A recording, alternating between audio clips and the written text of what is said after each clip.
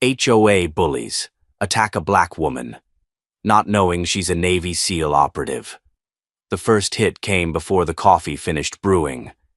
It was just after 7 a.m. when Danielle Brooks stepped out onto her porch, barefoot, wearing an old Tulane hoodie and faded jeans, a quiet morning on the edge of her new home in Whispering Pines. The air smelled like cut grass and asphalt warming under the rising sun. She was halfway through sipping her first cup when the sound of tires on gravel made her freeze. 3 golf carts, modified with black decals and oversized tires, rolled up to the curb like they were on a mission. One of them even had flashing amber lights mounted on top. Danielle's eyes narrowed. She'd seen patrols before. This wasn't that. This felt different, coordinated, aggressive. The lead cart parked sideways across her driveway. Out stepped a woman with frosted blonde hair pulled into a tight bun, clipboard in hand, and a polo shirt that clung to her like authority. Her name tag, oversized and unnecessary, read, Marlene Thatcher, HOA President. Behind her came 2 men, one short and thick like a bulldog, the other tall, wiry, with mirrored sunglasses that didn't quite hide his smirk. Neither wore a name tag. Neither looked like they'd come to talk. Danielle didn't move from the porch. She took another sip of coffee and waited. Marlene approached like a prosecutor, her voice clipped and smug. Miss Brooks, we need to speak with you regarding multiple violations on your property. Danielle looked down at her yard. Fence intact, grass short, driveway swept. The only thing out of place was the flagpole she had installed 2 days ago. An old black flag with a trident stitched in faded thread hung from it. I wasn't aware HOA rules had issues with flags, Danielle said calmly. They don't, Marlene said, glancing back at her clipboard. But unauthorized structures are subject to review, and your perimeter fencing. There's nothing wrong with my fence. Bulldog stepped forward.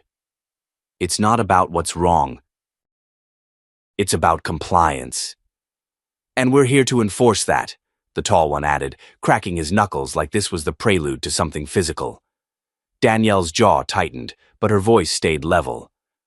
Unless you have a court order or you're sworn law enforcement, you're trespassing. Marlene smiled, fake and slow. We have authority vested by the HOA charter. We can perform inspections if non-compliance is suspected. That's not the same thing as having legal jurisdiction. Maybe not, Bulldog muttered, but sometimes consequences don't wait for courts. Danielle took 1 step off the porch. Calm. Controlled. Boots planted in the dirt. She wasn't a threat.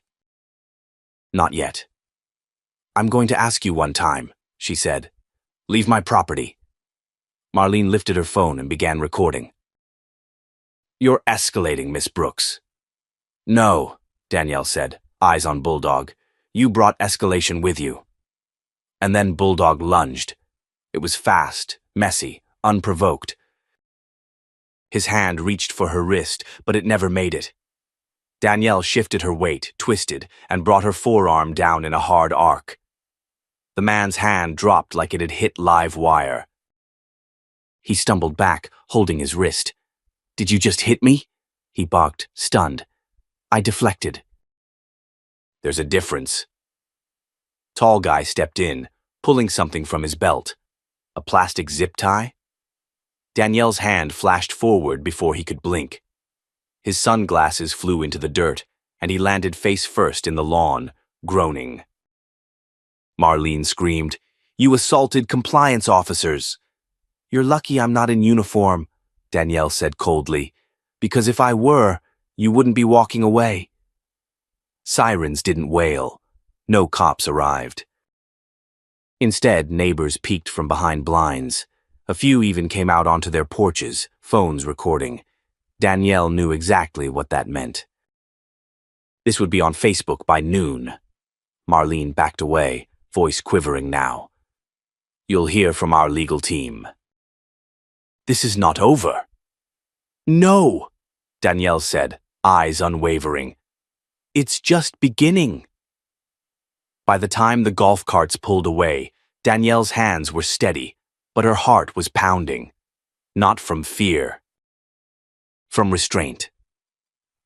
Inside the house, she leaned against the door and took a deep breath. She hadn't moved like that in years. Not since Bagram. Not since the last mission that got her discharged with a medal and a warning, disappear or become a weapon. She had chosen peace. A small town, a quiet life. And now, someone thought they could bully her back into silence. Danielle walked into the kitchen, picked up her phone, and called someone she hadn't spoken to in 6 months. It rang once. "Brooks," a gruff voice answered. "Hey," she said, steady. "You still have that thing in storage?" There was a pause, then a chuckle. "Didn't think I'd hear from you again." "Yeah." "Me neither." "You sure?" "I'm sure." "What happened?" "Someone picked the wrong flag." She hung up. The sun kept rising. The flag outside stirred in the breeze. And behind Danielle's calm exterior, the steel came awake. She wasn't just a woman defending her home anymore. She was a trained operative. And now they'd crossed her line. The next morning, Danielle didn't drink coffee on the porch. She walked the perimeter of her property instead, silent boots crunching across gravel, eyes scanning the line of the fence she'd installed herself last month. Every post was upright, every panel locked into place, no violations. Not by any standard that made sense, unless sense didn't matter. By the barn, her neighbor Curtis leaned on his rake, sipping from a gas station cup. Retired Marine, always watching, always quiet. "You good?" he asked without looking up. "For now," she answered. Curtis took a sip. "I saw it. Yesterday. Let me guess. Someone already posted the video. 3 different angles," he muttered. Facebook lit up like a 4th of July drunk tank. "They're calling you aggressive." Danielle sighed. "Of course they are." "Thing is," Curtis added, "they edited out the part where that meathead grabbed you first. They always do." He finally looked up. "You want me to say something? Post the uncut?" "No," she said quickly. "Not yet." Curtis raised a brow. "You planning to wait it out?" Danielle shook her head slowly. "I'm planning to watch what they do next." He nodded once, then went back to raking leaves like he'd just gotten his orders. That was the thing about veterans. No need to explain. They saw beyond the noise. Back inside, Danielle opened her laptop. HOA emails flooded her inbox. The subject lines told the story before she even clicked. Notice of violation. Non-compliant flag display. Request for immediate HOA hearing attendance. Security review pending. Urgent response requested. She scrolled without reading until she hit the one with attachments. Photos. Screenshots. Still frames of her takedown on the lawn, spliced and angled to make her look unhinged. Underneath, a formal demand to appear before the HOA disciplinary board within 72 hours. Danielle closed the laptop. At exactly 10 a.m., a knock came at the door. 3 sharp raps. She opened it to find a teenager in a yellow vest that read, HOA Courier. His eyes didn't meet hers. He just held out a manila envelope with trembling hands. "Are you Danielle Brooks?" he asked. "Yes." This is for you. They told me to give it to you in person." He looked like he wanted to vanish. She nodded once and took the envelope. As he backed away down the steps, she called after him. "What's your name?" The kid hesitated. "Nico." "You don't need to do this, Nico." I need the money," he mumbled and jogged off. Danielle opened the envelope. Inside was another notice, this time citing a new rule, Section 14.2, regarding exterior conduct detrimental to neighborhood peace. No explanation, just a date, a hearing. And a signature, Marlene Thatcher, HOA President. Danielle set the letter on the counter, carefully, like it might explode. Then she picked up her phone. "Jackson," she said when the call connected. "You sure about this?" the voice replied. Male, southern drawl buried beneath military tone. "They're digging in. And they're coordinated. You want to pull the trigger on the file?" "Not yet, but I need a second pair of eyes. I'm in Atlanta. Give me 12 hours. Come through the south tree line. I don't want them knowing I called backup." "Copy." Danielle hung up, exhaled slowly, and turned toward the window. Across the street, Marlene stood in her driveway, arms crossed, watching. They were baiting her. And the more Danielle stayed silent, the more they'd provoke. That night, a drone buzzed low over her backyard. Not military, not police. Civilian. HOA markings stenciled in white under the wings. Danielle didn't reach for her weapon. She reached for the garden hose and blasted it straight out of the air. The drone sparked and spiraled into the compost bin. 30 minutes later, the doorbell rang again. This time, Curtis was at the door. He held the downed drone like it was roadkill. "Found this in your tomatoes," he said. "They're escalating." "They're scared." "Of what?" she asked. Curtis handed her the drone. "Of whatever they don't understand. And whatever they can't control."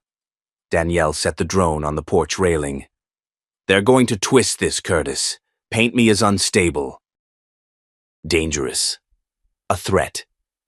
Then make sure when the truth comes out, it hits harder than they ever expected." She nodded once. Then something across the street caught her eye. Movement in Marlene's house. Lights flickered. A silhouette at the window, holding a phone, speaking fast. Curtis followed her gaze. "She's not done," he said. "No," Danielle murmured. "She's just getting started." And neither of them knew. So was Danielle. By the time Jackson arrived that evening, the sky had dipped into deep orange, and the neighborhood was uncomfortably quiet. Too quiet. Danielle met him behind the barn, her stance tense, shoulders squared. "You walked the south line?" she asked. "Twice," Jackson replied, scanning the yard. "No movement, but your neighbor's lawn gnome is wired with a thermal cam." Danielle gave a tight nod. "That's Curtis, paranoid but reliable." Jackson grinned. "My kind of guy." He handed her a small black pouch. She unzipped it to reveal a flash drive, a burner phone, and a folded map marked with 3 red X's. "What's this?" "HOA security routes. Their internal chatter from the last week." "Audio from the drone's uplink before you shot it out of the sky." She raised a brow. "Public frequency, sloppy encryption." "Sound familiar?" "Too familiar," she muttered. Jackson leaned against a post. "Danielle, they're not just reacting. They're organizing, coordinated movements, timed patrols, standard formation spacing. This isn't a neighborhood watch. This is tactical." Danielle's jaw clenched. "I know." He glanced at her, face serious now. "You think Marlene's connected?" "She's pulling the strings, but someone else is feeding her the intel." "Someone with training?" Jackson nodded. "I did a reverse lookup on one of the HOA volunteers who showed up yesterday. Guy's name is Evan Rourke. Used to be private security for Eastgate Tactical, same firm we tangled with in Kandahar." Danielle went still. "They work black contracts now." "Exactly," Jackson said. They're not just playing bully with bylaws, they're testing responses, measuring escalation. A pause. They're probing you. Danielle looked down at the flash drive in her hand. And I've been playing defense. Not anymore. That night, Danielle opened a storage locker hidden beneath the floorboards of the guest room. Inside, she pulled out a waterproof case. She opened it slowly. Gloves, old uniforms, a few encrypted ID badges, and one well-worn Navy SEAL patch. She hadn't looked at it in years. She didn't need to. The next morning, she was already up before dawn. Coffee black, boots laced. She moved with purpose through her house, checking windows, noting angles. A muscle memory she hadn't needed in years reawakened like it never left. Curtis spotted her from his porch. "You're not pacing anymore," he called. "No," she replied. "I'm preparing." He nodded slowly. "Good." At exactly 7:12 a.m., a white SUV pulled into her driveway. 3 people exited. Evan Rourke was among them, clipboard in hand, sunglasses in place. The woman beside him wore a crisp blouse and a condescending smile. The third was Nico, the teenager from earlier, looking thoroughly uncomfortable. Danielle stepped onto the porch before they could knock. "Back again," she said, voice calm. "This is a compliance recheck," the woman said, following multiple reports of resident instability and possible aggression. "Resident instability?" Danielle repeated. "You mean the footage you edited to make me look like a threat?" Rourke smirked, but said nothing. The woman pressed on. "We're here under HOA code enforcement. You are required to allow inspection." "No," Danielle said simply. "You're on private property. Unless you have a court order, you're trespassing." Rourke took a step forward. "You gonna stop us?"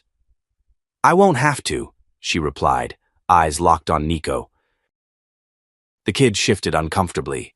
Danielle stepped down, voice lower now, just for him. "Nico, look at me." He did. Reluctantly, "You know this isn't right. You don't want to be part of this. I'm just following. You're better than this.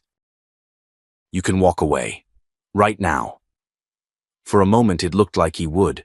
His eyes darted between her and the others. Then he stepped back. "I'm out," he mumbled. The woman scowled. "That's a violation of your contracted duties." "I don't care," Nico muttered, and turned, walking back to the SUV.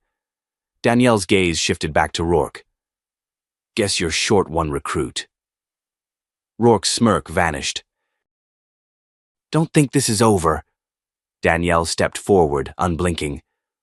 "Oh, I know it's not, but you're not the one who decides when it ends." They left in silence, but not before Rourke turned at the end of the driveway and said just loud enough for her to hear, "You should have stayed in the shadows, Seal." Danielle froze. Not because of the threat, but because of what it meant. They knew. Back inside, she slammed the door and leaned against it, heart pounding. Curtis was already on the radio. "They know," she said when she reached the porch. "I heard," he replied. "Then it changes everything." "Yep," Curtis said grimly. "Now it's not about rules. It's about survival." Danielle looked out at the neighborhood. The cul-de-sac, the painted mailboxes, the trimmed hedges hiding people who watched from behind curtains. The battlefield just got official. Danielle didn't sleep that night. She sat on the edge of the guest room bed, the old Navy SEAL patch lying face up on the nightstand beside her. Her fingers hovered over it, then moved to the burner phone Jackson had given her. No messages, no updates. Just silence. The kind of silence that always came before something loud. At 2:03 a.m., a soft tap on the back window pulled her attention. She was already on her feet, hand on the grip of the Glock beneath the nightstand, when Curtis's voice hissed through the darkness. "They're moving." She slipped out the back, silent as breath, boots crunching lightly against the dew-soaked grass. Curtis handed her a pair of night vision goggles and a thermal scanner. "South Trail," he whispered. 3 figures, no lights. "No pets." She nodded. "What's Walt say?" "Radio silence. He's staying dark." Danielle's jaw tightened.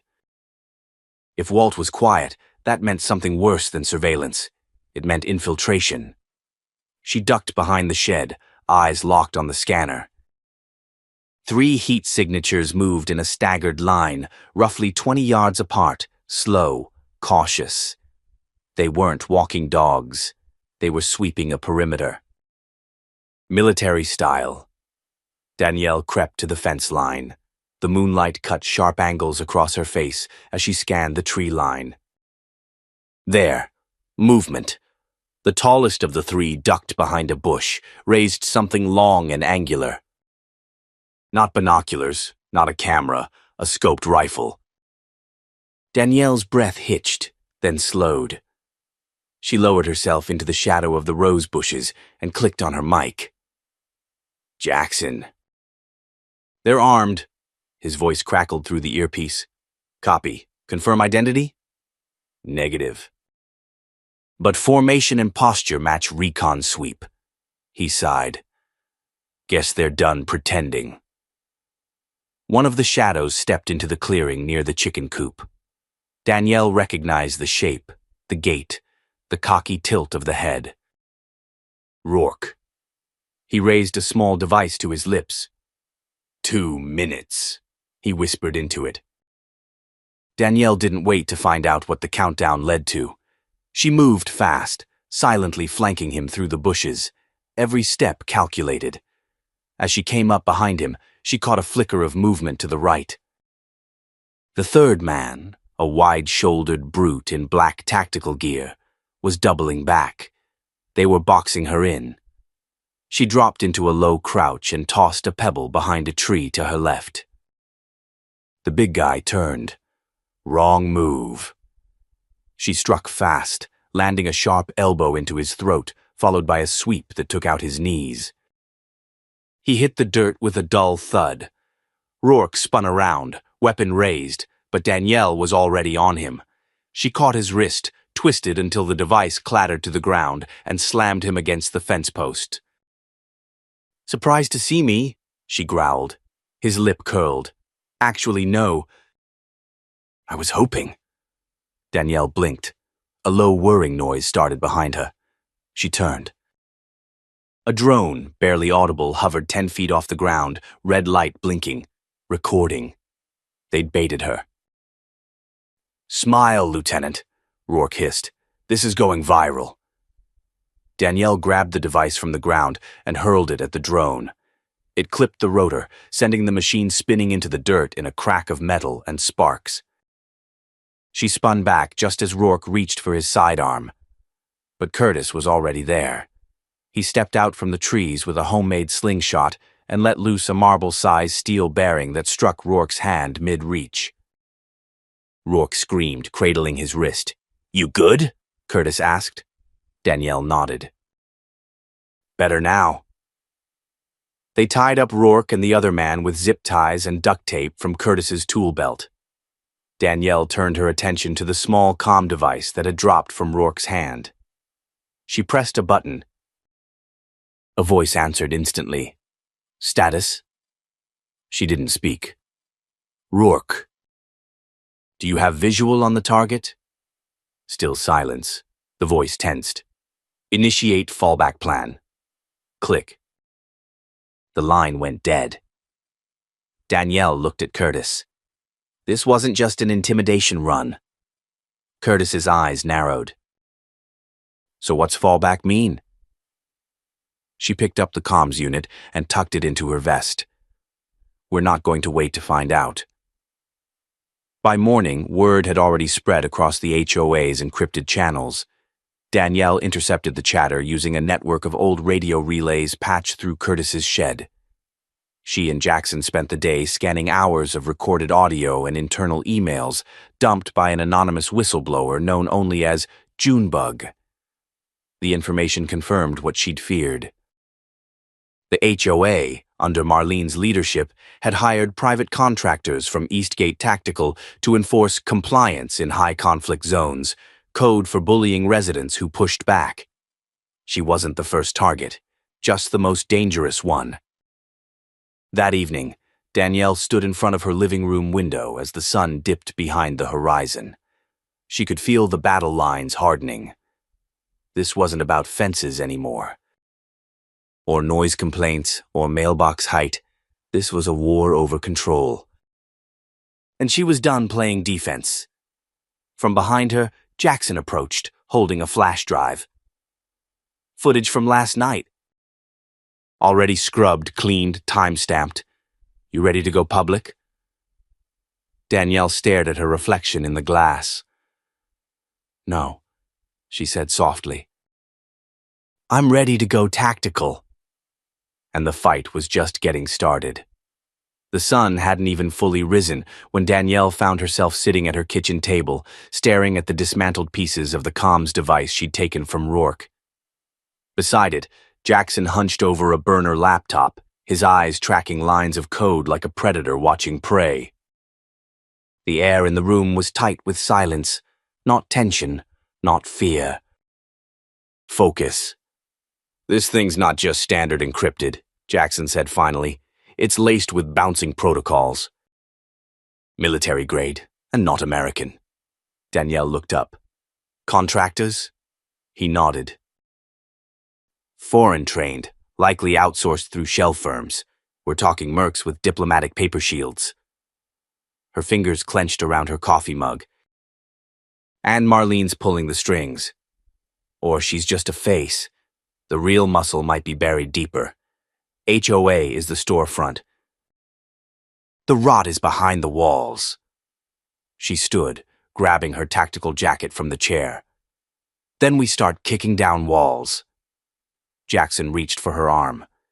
Danny, if we move too fast, we expose our cards. They're already trying to paint you as the threat. Let them, she said flatly. Truth doesn't need permission. Across the street, Curtis was already in motion, planting a new series of motion sensors around the property. His drone buzzed overhead, sweeping the yard with silent vigilance. He looked up as Danielle approached. They've been probing all night, he said. 4 passes near the utility line, 2 slow rolls past the back road.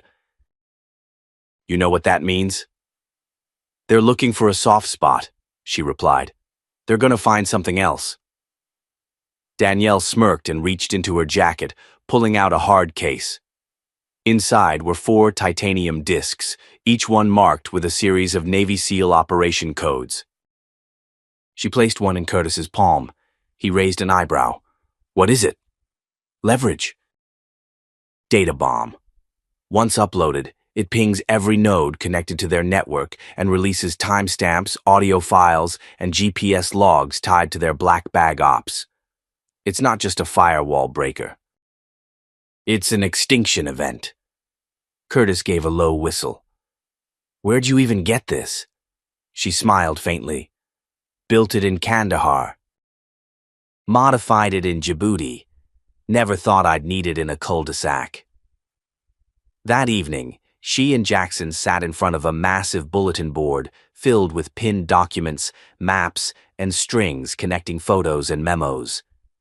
Danielle stared at a picture of Marlene, standing next to a man in a black polo with a badge clipped to his belt.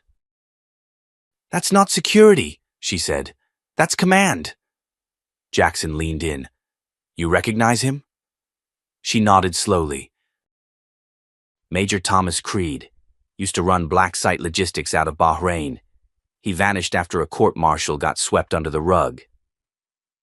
Now he's running HOA security? Jackson asked. Looks like it, and Marlene's hiding behind him like he's a firewall, but even firewalls burn.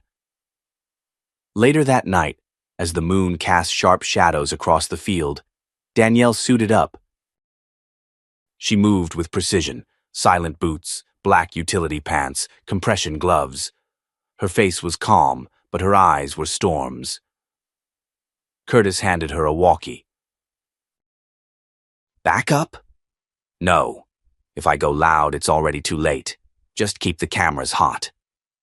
She slipped past the perimeter, moving through the dark like a ghost. Her target wasn't Marlene, not yet. It was a property 2 streets over, listed as a vacant HOA maintenance site. But Danielle knew a staging post when she saw one. She bypassed the outer fence, cut the motion sensor feed with a signal jammer, and entered the structure through a side hatch.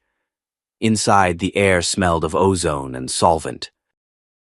Surveillance feeds flickered on a wall of monitors. Maps, blueprints, and dossiers covered the table. She moved closer. Her eyes narrowed. One of the files was labeled Danielle Moore, Classification Critical Threat. Her military photo was pinned next to the word Extract or Neutralize. Danielle exhaled slowly. Beneath it, a second file. Jackson Rayner, known associate, civilian. Her hand clenched, and then the floor creaked. She spun. Rourke stood in the hallway, bandaged, bruised, but smirking. Told them you'd come. Danielle didn't flinch. You baited me. No, I exposed you. They needed proof of who you were. Now we have it. He raised a hand to a camera in the corner. Smile again, Lieutenant. This time, we're live. Danielle's gaze tracked the room, locating the exit points, the angles, the threat. But Rourke didn't move to fight. He didn't even step closer. He pressed a button on a tablet. Every monitor in the room lit up, her face from the altercation by the chicken coop to the fight near the fence line. Edited. Chopped, twisted. A voiceover began. Ex-military operative turned violent vigilante. Disturbing footage leaked today shows former Navy SEAL Danielle Moore engaging in what appears to be premeditated assaults on HOA personnel. Danielle's breath caught in her chest. Not fear. Rage. Rourke whispered. You might be trained for combat, but you can't win a war of perception. She stepped forward slowly, her voice low and sharp. No. But I can make sure you never walk out of this room. Rourke laughed. Behind him, the power cut. Darkness. Danielle had already moved. When the backup lights flickered on, Rourke was on the ground, unconscious. The tablet smashed. The drives removed. Danielle stood over him, breath steady. Curtis's voice crackled over the comm. You good? Danielle didn't answer immediately. Then, send the footage to Mia. The lawyer? She'll know what to do. Danielle stepped outside, the wind catching her braids as she stared up at the stars. They'd made their move. Now it was her turn. Danielle didn't sleep that night. Instead, she sat by the window, cross-legged, her fingers twitching near the knife holstered on her thigh. The adrenaline hadn't faded. It had evolved, hardened into something clearer, colder. Purpose. Across the street, Curtis's drone hovered silently just above the tree line, its blinking red light pulsing like a heartbeat. Inside, Jackson paced. He'd just returned from Mia's law office, visibly shaken. She says it's war now, he muttered, running a hand over his beard. HOA filed a temporary injunction against you this morning. Claims you're impersonating military personnel, tampering with surveillance infrastructure, and endangering the community. Danielle looked up, calm. They're trying to flip the narrative. They're not trying. They've already done it, Jackson snapped, tossing a printed headline onto the table. It read, Black Ops trained woman terrorizes HOA in quiet suburb. Beneath it, a still from the hacked footage, Danielle crouched beside an unconscious Rourke, expression unreadable. She picked it up, studied it. They don't even bother hiding the racism anymore. Curtis radioed in. Marlene's SUV just pulled into the main clubhouse. Lights on. 5 others joined. They're not giving up. Danielle stood. Good. Neither are we. By mid-morning, Danielle walked into the county records office under a hoodie and sunglasses, accompanied by Mia. The young civil rights attorney carried a black briefcase and a jawline so sharp it could file lawsuits by itself. We hit them where it hurts, Mia said as they moved through security. Their paperwork. They met with the clerk, an older man with tired eyes and a nameplate that read, Arthur. Mia smiled politely. We're requesting public access to HOA and corporation records, tax status, financial filings, and any documents relating to their internal security policies. Arthur blinked. You're suing a homeowners association? No, Danielle said. We're about to dismantle one. He swallowed and typed. A few minutes later, they had hard copies of bylaws, signatory sheets, and property use permits, each line reviewed with cold efficiency. They've classified part of the neighborhood as private security zones, Mia muttered. No legal basis, just words. Sounds official, but it's all fake authority. Good, Danielle said, because I'm done playing defense. Back home, Curtis was already prepping the ranch, cameras rewired. Driveway sensors replaced with dual-frequency scanners. Danielle walked the perimeter silently, every step calculated. Every angle memorized. That night they met in the barn. Mia, Curtis, Jackson, all seated around the makeshift war table, literally an old dining table littered with flash drives, maps, and blueprints. Danielle stood at the head. They've declared war on me because they think I'm dangerous. They're right. But not in the way they expect. She pulled down a rolled blueprint and spread it wide. This is their next move. The map was of the neighborhood. One section highlighted in red, Phase 4 expansion area. A cul-de-sac that had mysteriously been marked for Community Beautification Initiative. Curtis leaned in. That's code for demolition. They want to force out the last 3 homeowners who haven't caved to HOA rules, Danielle said. And they'll use intimidation if needed. 2 of them are elderly. One has stage 2 cancer. Mia's voice sharpened. We expose this. It's over for them. No, Danielle said quietly. It won't be over until they know what it's like to be watched, hunted, cornered. Jackson stiffened. You're scaring me again, Danny. She looked at him, calm. I'm not trying to. I'm just done being scared myself. Curtis smiled faintly. I like this version of you. The next day, things escalated fast. 2 HOA enforcers, new faces, bulky, tatted, showed up outside Danielle's ranch. No clipboard. Just one holding a camera, the other holding a taser. We're conducting a compliance inspection, one said, smug. You're being recorded for your protection. Danielle stood at the gate, unflinching. Then you better hit record twice. You're gonna want this in high definition. Behind her, a speaker clicked on. Walt's voice boomed from the barn. Gentlemen, you are currently trespassing on private land not under HOA jurisdiction. This has been confirmed by legal counsel and the county assessor's office. You have exactly 10 seconds to leave. They hesitated. Then Danielle pulled something from her pocket. It looked like a garage remote, but when she clicked it, a high-pitched whine began to echo through the air. The men winced, staggered back. What is that? Curtis's voice came from the porch. Sonic deterrent, non-lethal. But your ears will ring for hours. The men stumbled back toward their SUV, muttering threats. As they drove off, Danielle whispered, One step closer, and they'll learn what it means to pick a fight with someone trained to win wars, not Facebook debates. Later that night, the footage of the confrontation made its way onto social media, but this time the angle had changed. Walt had released a raw drone feed of the enforcers trespassing, taser in hand. No edits, no sound bites, just truth. The internet noticed. Within hours, hashtags began trending.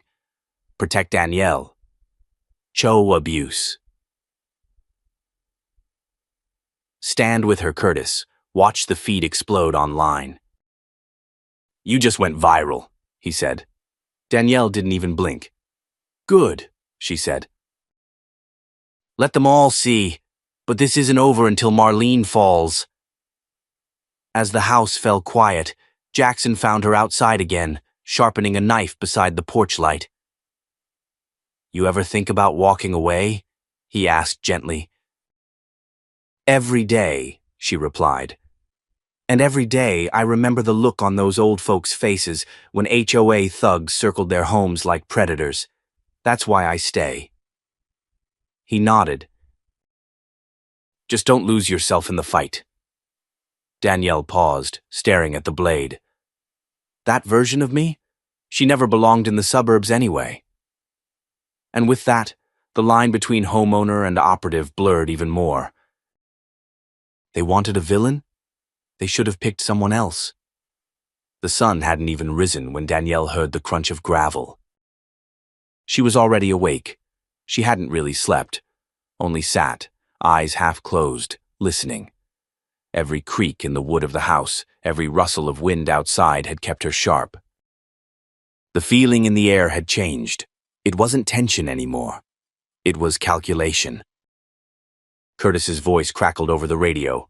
4 vehicles, 2 SUVs, a van, and what looks like a media truck. Looks like they brought cameras. Danielle didn't respond. She was already lacing up her boots. Outside, Marlene stood in the middle of the road, flanked by a pair of private security guards in black uniforms with gold-stitched patches that said, Community Enforcement. Behind them, a cameraman aimed his lens directly at Danielle's gate. Curtis cursed under his breath. They're staging it. They're gonna bait you. Danielle opened the front door and stepped onto the porch, slow and deliberate. Jackson joined her a moment later, holding a mug of coffee with shaking hands. She brought media, he muttered. She's trying to paint you as the problem again. Danielle smiled faintly. Let her. Marlene stepped forward, waving a laminated sheet toward the camera. This woman has repeatedly violated HOA Code 41B, Subclause 2. She's building unauthorized fortifications on her property. The board has determined she poses a threat to community safety. Danielle raised her voice, calm but cutting. What you call fortification, I call protection. From trespassers like the ones who assaulted me on my own land. Marlene ignored her. She turned to the camera. We're calling on the county to intervene. We believe this resident is engaged in paramilitary behavior in a residential zone. The cameraman zoomed in on Danielle. Do you have a comment, ma'am? Danielle stepped off the porch. Everyone went silent. She walked up to the fence line, close enough that the guards shifted uneasily. You're broadcasting lies on my property. That's trespassing, and it ends now. Marlene smirked.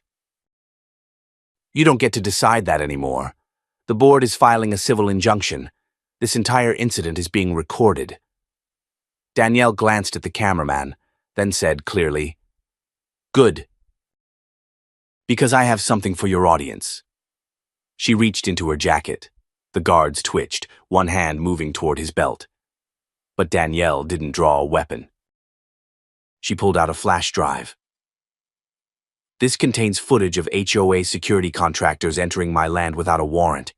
It shows your people tackling me to the ground, trying to detain me while I was unarmed. It also includes audio, one of your own people saying, Use the wife, he'll snap. The cameraman hesitated. Is that true? Marlene's smirk slipped. Danielle turned to him. Want to see it? He lowered the camera slightly. I do. Curtis stepped forward with a tablet, already queued up. He hit play. The footage was clear. High-res drone cam, audio enhanced. The hit, the blood, the silence afterward. The cameraman's face paled. Marlene hissed, "Turn that off!" Danielle didn't move. "What's the matter?" Didn't think the narrative would flip that fast? Jackson leaned closer to her. "We just got a notification from Mia. Court hearing's been moved up to tomorrow. Emergency motion granted. They're on the ropes." Danielle's voice was low. "Then let's finish this." Later that night, the porch was quiet again. Curtis sat beside Danielle, radio in hand. "You think Marlene's done?" Danielle shook her head. "She's desperate. People like her don't quit until they lose something that matters." He glanced over. "And what are you gonna take?" Danielle stared out into the darkness. Her platform. Her power. Her illusion of control. Inside, Jackson paced in the kitchen, watching the footage loop again on the monitor. "You were right to wait," he said. "You knew they'd try to go public before we did." Danielle nodded. "They want attention. I want accountability." Curtis tilted his head. "You know what you're becoming, right?" She looked at him. He grinned. "A myth." Danielle didn't laugh. But she didn't argue either. At 3 a.m., her phone buzzed. It was a message from Mia. "We have the paper trail. HOA payments to private firms, contracts tied to former military personnel, unauthorized surveillance equipment ordered under false HOA codes." Danielle exhaled. "That's the match." Curtis turned. "Then tomorrow we light the fire." But Danielle wasn't looking at him. She was staring at the window. Marlene stood there, on the sidewalk, alone, holding something in her hands. Danielle stepped outside. They stood 10 feet apart. "You shouldn't be here," Danielle said. Marlene's voice shook, not with fear, but rage. "You ruined everything. My reputation, my board, my neighborhood." "No," Danielle said. "You did that when you crossed the line." Marlene threw the envelope at her feet. "You'll regret this. They're not going to stop at a lawsuit." Danielle picked it up slowly. "Neither am I." Marlene's eyes burned. "You think you're untouchable? I know people too." Danielle didn't blink. "Then tell them to bring everything. I'll still be standing when they run out." Marlene hesitated. Then she turned and walked into the dark, heels crunching gravel, pride shattered behind her. Danielle whispered, more to herself than anyone else, "You picked the wrong woman." Because the war wasn't just about fences and bylaws anymore. It was about the truth. And tomorrow, the world would hear it. The county courthouse didn't look like much. Brick, beige, boring. But that morning, it felt like the center of gravity had shifted. Reporters clustered around the front steps. Microphones, cameras, tripods, an entire ecosystem of judgment perched outside a place that claimed to dispense justice. Danielle stepped out of the SUV, wearing a dark blazer and boots that didn't scuff. Her expression didn't twitch. Curtis walked beside her in his usual low-key gear, while Jackson held the documents like they were sacred texts. Mia, dressed like she could tear apart an oil executive with a sentence, led the way. Inside, the courtroom was packed. HOA board members sat stiff-backed in the front row. Marlene was there, pale, lips pressed into a line that had nothing left to smile with. Across the aisle sat members of the community, neighbors, former skeptics, and a few familiar faces who'd once watched from behind their fences, but now watched with something close to awe. Judge Reyes entered. Everyone stood. When he spoke, his voice didn't need a microphone. "I've reviewed both sets of evidence. One side brings video clips curated for effect, edited to frame the accused as dangerous. The other brings raw footage, financial records, and legal affidavits, which paint a very different picture. He turned to the HOA's lawyer. You claim your board acted in the best interest of the community. Can you explain the surveillance equipment purchased under unauthorized fund allocations? Or why your security contractors used force on an unarmed civilian? The lawyer stuttered. Marlene's eyes darted to the floor. Danielle said nothing. She didn't have to. Reyes continued. I also note that Ms. Brooks, formerly Navy SEAL Lieutenant Commander, was not just targeted unlawfully, but framed. This court finds the HOA board in violation of multiple state statutes, including illegal surveillance, falsified code enforcement, and abuse of authority. A ripple went through the room. The judge dropped the gavel. Effective immediately, the HOA board is disbanded. All active fines and enforcement claims are nullified. Civil damages to Ms. Brooks will be determined in a separate hearing. And I suggest every member of this board secure legal counsel. He stood. This hearing is over. Outside, the sun felt warmer. The crowd had questions. Microphones rushed forward. Reporters called Danielle's name. She raised a hand. Just one. I'm not here to gloat, she said. I'm here to remind you what happens when people are underestimated, threatened, and pushed to their limits. A pause. I didn't win because I was a SEAL. I won because I didn't stop. She turned to walk away, then stopped. To anyone watching this who's ever been silenced, bullied, or backed into a corner, don't fold. Document everything, speak up, push back. Because the system isn't built to protect you, but that doesn't mean you can't make it listen. That night, Danielle sat on the porch again, but this time the silence was real, not heavy. Not loaded, just quiet. Jackson brought her a glass of tea.